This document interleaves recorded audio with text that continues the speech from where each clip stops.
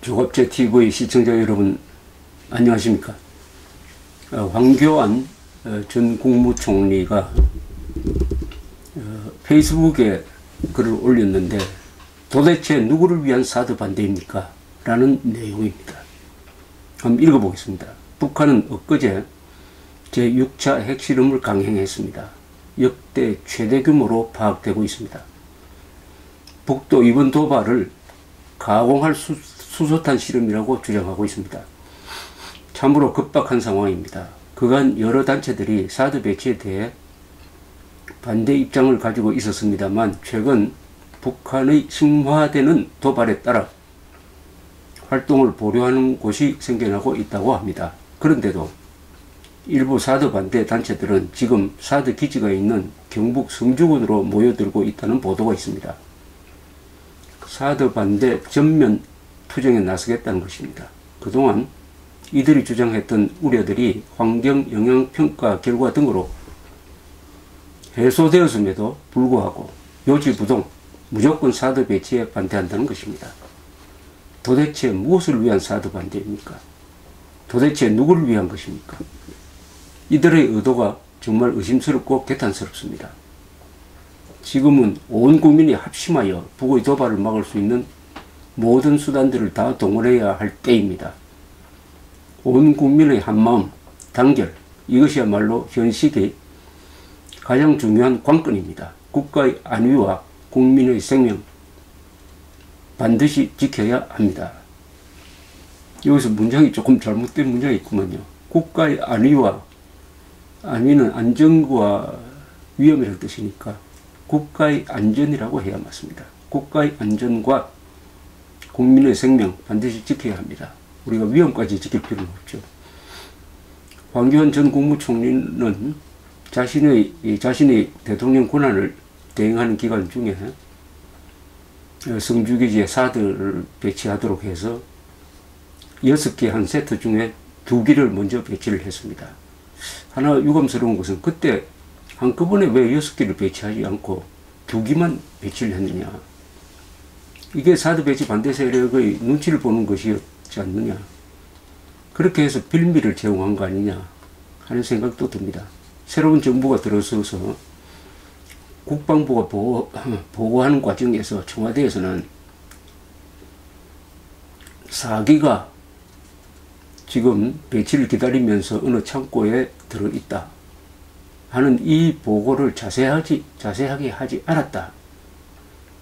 이런 이유를 대가지고 마치 사드 배치가 국민을 속이고 이루어진 것처럼 이렇게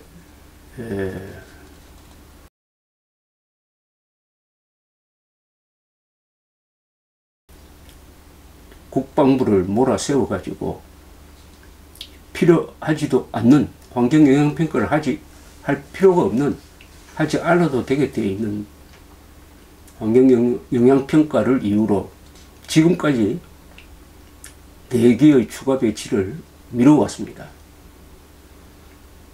일단락된 것인데 만약 그때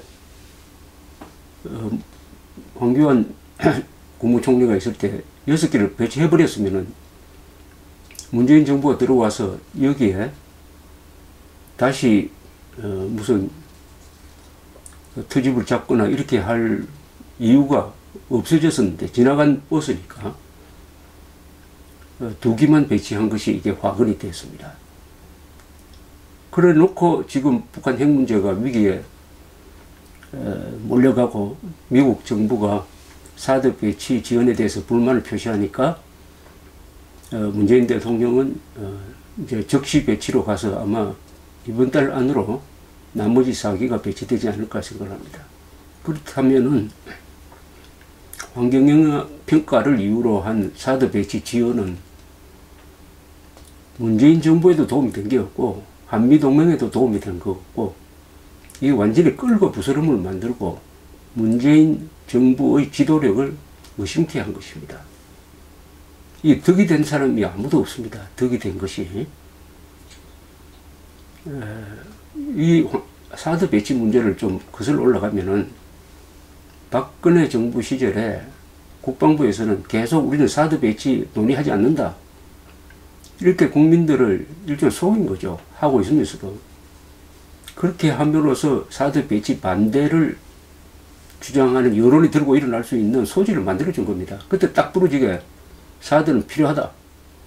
배치하겠다. 이렇게 했으면은 짧은 시간에 비판을 받고는 그것으로 끝났을 겁니다. 시간을 끌므로써 더구나 중국이 개입할 수 있는 소지를 우리가 만들어준 것입니다. 자, 이렇게 된 데 대해서 황 전 총리가 좀 분노를 해서 도대체 누구를 위한 사드 반대입니까? 이런 글을 올렸습니다.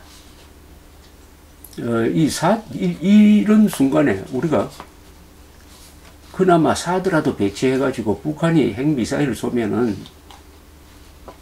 10개 쏘면 하나라도 막아보자 하는 이 애처로운 노력인데 이 노력까지 못하게 하는 세력이 법의 심판을 받지 않고 언론의 집중 조명을 받으면서 마치 독립운동 하듯이 민간인이 군까지 막 통제를 하고 그렇게 해도 경찰이 구경만 하고 있는 이런 나라는 세계에서 대한민국이 유일할 겁니다. 유일할 겁니다. 이 대한민국은 어떻게 된 게 반역자가 애국자를 사냥하는 나라로 지금 바뀌고 있습니다. 반역자가 애국자를 사냥하는 나라. 애국자가 반역자를 사냥해도 충분치 않는데 반역자가 애국자를 사냥하는 이런 분위기가 대한민국에 지금 형성되고 있다. 그것을 이 정권이 적폐청산이란 말로 합리화하고 있다. 그 좋은 예가 바로 이 사드 배치를 둘러싼 의의 없는 이거는 이게 나라냐 하는 생각을 저절로 갖도록 만드는 이런 상황이 일어나고 있는데 여기에 누가 받아도 참 천벌을 받을 것이라는 생각이 듭니다. 천벌. 이 한자 용어 중에 비리법권천이란 말이 있습니다. 비리법권천은 뭐냐? 억지는 논리보다 못하고 논리는 법보다 못하고 법은 권력보다 못하고 권력은 하늘보다 못하다. 이때 천이란 말은 동양에서는 역사의 흐름, 천하 대세, 민심 등을 이야기를 합니다. 지금 권력이 법을 농단하고 있지만은 언젠가는 이 하늘이 움직일 때가 있을 것입니다. 역사가 크게 한번 움직일 때가 있을 것입니다. 그때는 권력이 어떻게 무력화되는지 아마 지켜볼 준비를 해야 되겠습니다.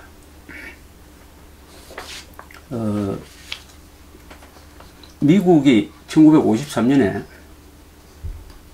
소련 내 핵 개발 관련 정보를 제공해온 율리우스 로젠버그 부부를 간첩죄로 사형을 집행을 했습니다. 미국 역사상 살인을 저지르지 않았는데도 국가반역죄로 간첩죄로 사형 집행된 유일한 경우입니다. 이 두 사람은 미국 공산당원이었습니다. 율리우스 로젠버그는 과학자였습니다. 이 핵무기 개발에 필요한 기술 정보를 수집해서 소련 정보기관에 제공을 했습니다. 이 부인도 거기에 협력을 했습니다. 붙잡혀가지고 재판을 받을 때 1951년 4월 어빙 카우프만 판사라는 사람이 이 두 사람한테 사형을 선고했습니다. 그 선고문의 일부에 이런 내용이 있습니다. 제가 읽어보겠습니다. 나는 피고인들의 범죄가 살인보다 더 악질이라고 간주한다. 살인은 피해자만 죽이지만 당신들은 러시아가 과학자들이 생각하던 것보다 1년 먼저 핵실험을 할 수 있도록 도왔다. 그리하여 한국에서 공산주의자들이 침략전쟁을 벌여 5만 명 이상의 희생자가 생겼고 100만 명 이상의 무고한 사람들이 피고인들의 반역으로 더 피해를 볼지도 모른다. 피고인들의 반역은 역사의 흐름을 우리에게 불리한 방향으로 바꿔놓았다. 우리가 핵무기 공격에 대비한 민방위 훈련을 매일 하고 있다는 사실이 피고인들의 반역에 대한 증거이다. 율리우스 로젠버그가 주범임은 분명하나 에델 로젠버그도 책임이 있다. 성년의 여자로서 남편의 추악한 범죄를 맡기는커녕 격려하고 도왔다. 피고인들은 목적 달성을 위한 신념을 위하여 자신들의 안전뿐 아니라 자녀들도 희생시켰다. 목적 달성을 위한 사랑이 자녀들에 대한 사랑보다 앞섰다.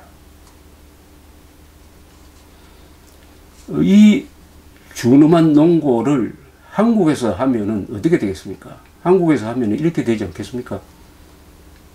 지금 북한 핵 개발을 도운 사람들, 돈으로 도운 사람들, 정보를 제공해서 도운 사람들, 정책으로 도운 사람들, 이런 사람들은 살인범보다 더 나쁘다. 그런 간첩질로 해가지고 5천만 국민이 지금 북한의 핵 인질로 잡혀가지고 잘못하면 몇십만 명이 죽을 국가적 위기에 처했다. 역사의 흐름을 한국에 매우 불리한 방향으로 바꿔놓았다. 그러니까 비록 살인은 저지르지 않았지만은 이 죄는 국가 반역죄에 해당하므로 사형을 선고한다. 이렇게 되지 않겠습니까? 지금 북한이 한 100킬로톤 넘는 추정입니다. 100킬로톤이 넘는 규모의 폭발력을 이번에 실증했습니다. 소위 수소탄 실험으로서 이렇게 기술 발전을 할 수 있었던 것은 또 이 지경까지 이르는 데는 대한민국에 사는 몇 사람의 협력이 있었을 것입니다. 그런 협력이 없었다면 아마도 이렇게 빨리 미사일 개발을 완성하고 핵 소형화까지 그리고 수소탄 개발까지 가지는 못했을 것입니다. 그럼 남한에 누가 도왔느냐? 첫째, 북한의 핵미사일 개발에 자금과 기술을 제공한 자입니다. 이런 자를 처단해야 합니다. 북한의 핵가발을 막으려는 미국 등 국제사회의 노력을 계획적으로 방해한 자입니다. 이것은 이적 행위자죠. 처벌받아야 합니다. 북한의 핵개발을 변호하고 다니면서 북한의 핵개발을 규탄하는 애국자들을 공격한 자입니다. 북한의 핵 변호인이 된 거예요. 북한의 핵개발 변호인이 된 사람 단죄되어야 합니다. 그리고 북의 핵실험 이후에도 우리가 핵미사일 방어망을 만들지 못하게 하여 김정은이 핵을 사용하고 싶어하는 유혹을 갖도록 만들므로써 전쟁 위험을 높이고 우리는 핵 앞에서 무장 해제되도록 만든 자, 이적 행위자죠. 이런 사람도 처벌받아야 합니다. 어느 나라든 이런 죄목에 해당하는 자들은 이 반역자로 몰려가지고 반역자로 규정돼가지고 단죄받게 되어 있는 것입니다. 간첩 중에서 가장 나쁜 간첩은 핵 개발을 지원하고 도와주는 간첩인 것입니다.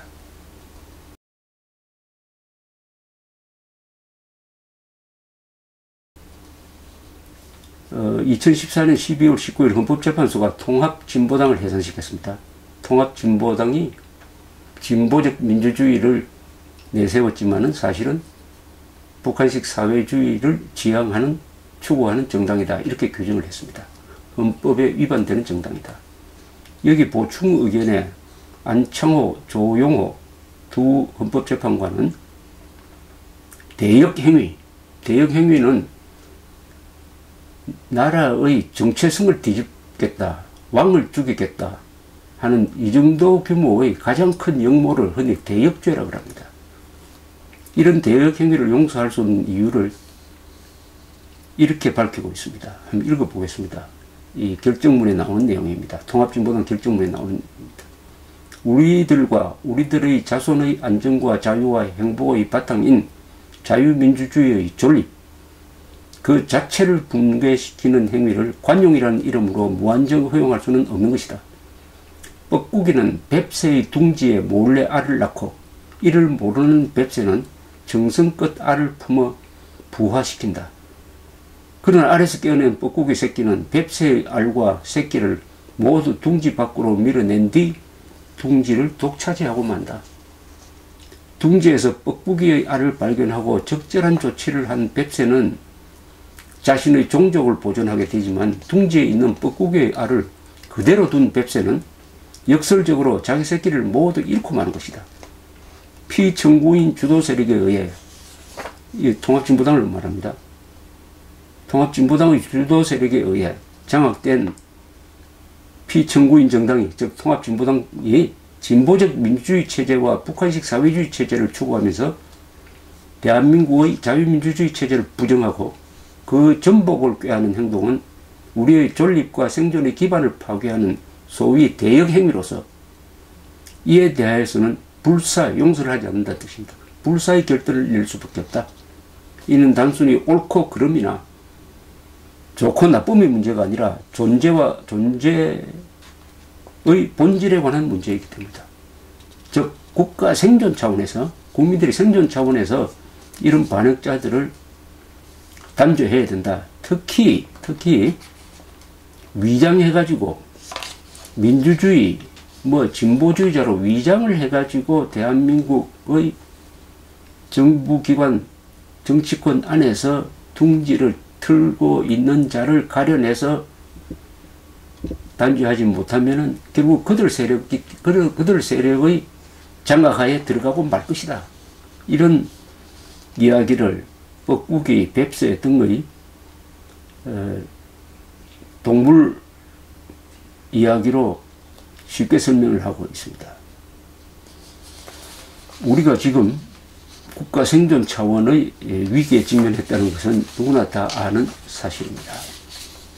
요새 이 정권이 각 정부기관에 적폐 무슨 청산위원회를 만들어라 해가지고 그 적폐를 감아보면 과거 정권이 잘못한 것을 바로잡는다는 명분으로 여러 가지 작업을 하고 있는 것 같습니다. 그렇다면은 그 적폐 청산의 취지를 제대로 살리려면은 지난 수십 년 동안 일어난 한국에서 있었던 가장 큰 적폐, 그것은 북한의 핵무장을 도운 적폐입니다. 대통령이 했다면 이건 대통령의 적폐고, 국정원이 이런 짓을 했으면 국정원의 적폐입니다. 누가 했던 단군 이래 최대의 적폐인 북한의 핵무장을 도운 적폐를 청산해야 합니다. 그 일을 적폐 청산이라는 말을 들고 나온 문재인 정부가 해야 합니다. 이것은 젖혀두고 사소한 정도가 아니라 오히려 애국적인 행위를 적폐 청산이란 미명하에서 불이익을 준다고 하면 이것은 정치 보복의 다름 아닙니다. 지금 이 정부가 내세우는 적폐 청산이 진짜 적폐 청산인지 아닌지를 가려볼 수 있는 쉬운 방법이 있습니다. 북한의 핵무장을 도운 세력에 대한 국가적 조사와 단죄가 있느냐, 북한의 핵무장을 도운 적폐 청산이 있느냐 없느냐, 그것을 하지 않는 다른 적폐 청산은 그것은 정치 보복이다. 이런 공식이 성립될 것입니다.